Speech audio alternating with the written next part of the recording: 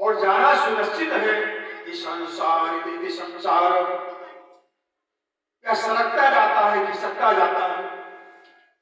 कोई कितना भी पकड़ने का प्रयास करे, यह किसी के पकड़ में नहीं आता। तो संसार सरक रहा है और हम चाहते हैं कि ऐसा ही बना रहे, और हमारे साथ और हमारे चाहने पर भी जब हमसे खिसकता जाता है तो बड़े कष्ट होता है। इस संसार भय को समाप्त करने के लिए भागवत श्री सुखदेव जी महाराज ने श्रीमद् भागवत संहिता को कलिकाल में प्रकट किया। बोल वृंदावन बिहारी लाल की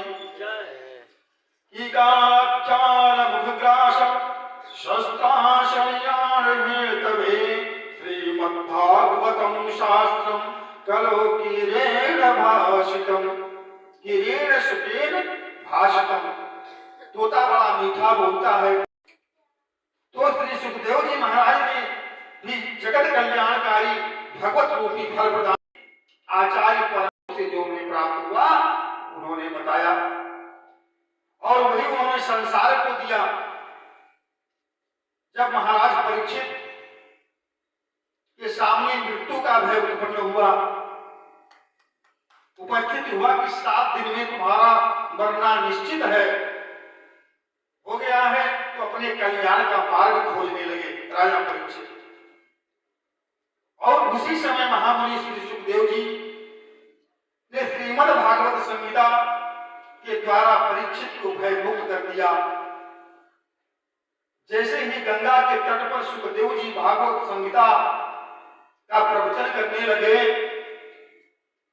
के लिए विराजमान हुए, तो देवताओं को जब पता चला, देवता लोगों को जब पता चला कि सुधा कुंभम गृहतैव देवास्त्र समागमन, सभी देवता लोग अमृत का कलश लेकर के आए और सुखदेव जी को प्रणाम करके अमृत का कलश सामने सुखदेव जी के रख दिए। देवता बोले कि महाराज, हमने जैसे सुना कि परीक्षित के सामने मृत्यु का भय उपस्थित हुआ और इसीलिए आप उन्हें कथा सुनाने जा रहे हैं, तो महाराज जी अमृत का कलश हम लेके आए हैं, देवता लोग कहते हैं, और परीक्षित को अमृत पिला दीजिए। अमृत राजा परीक्षित को पिला दीजिए, जो मृत्यु के भय से मुक्त हो जाएंगे। सुखदेव जी को सुनकर बड़ा आश्चर्य हुआ कि देवता लोग इतने, ना हमने इन्हें बुलाया, सुखदेव जी कहते हैं, ना हमने इन्हें बुलाया, ना परीक्षित ने पुकारा, तो फिर बिना बुलाए देवता अमृत लेके क्यों आ गए? इसका कोई स्वार्थ तो महान आश्चर्य है। महाभारत में एक प्रसंग आता है कि पक्षीराज गरुड़ अपनी मां बलिता के दासत्व की मुक्ति दिलाने के लिए अमृत की आवश्यकता जब पड़ी, तो बलिता और कंठों में होड़ लग गई और बलिता हार गई, और शर्त में रखी कंठू ने कि यदि तुम स्वर्ग का अमृत मुझे ला के दे दो तो हम अपने दासत्व से तुम्हें मुक्त कर देंगे।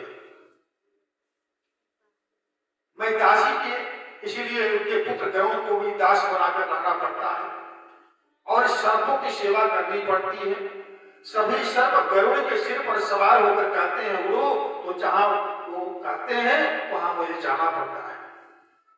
तो गरुड़ ने अपनी माता से कहा कि मां, मैं इतना बलवान हूं, बलिष्ठ हूं, फिर भी मुझे इन सर्पों की दास्ता करनी पड़ती है, नौकरी करनी पड़ती है, मैं क्या करूं? इस दासत्व से मुझे छुटकारा मिल जाए। मां ने कहा कि बेटा मिल तो सकता है, पर इसके लिए तुम्हें स्वर्ग का अमृत लाना पड़ेगा। गरुड़ जी बोले कि मां, मैं आपके लिए सब कुछ करने के लिए तैयार हूं।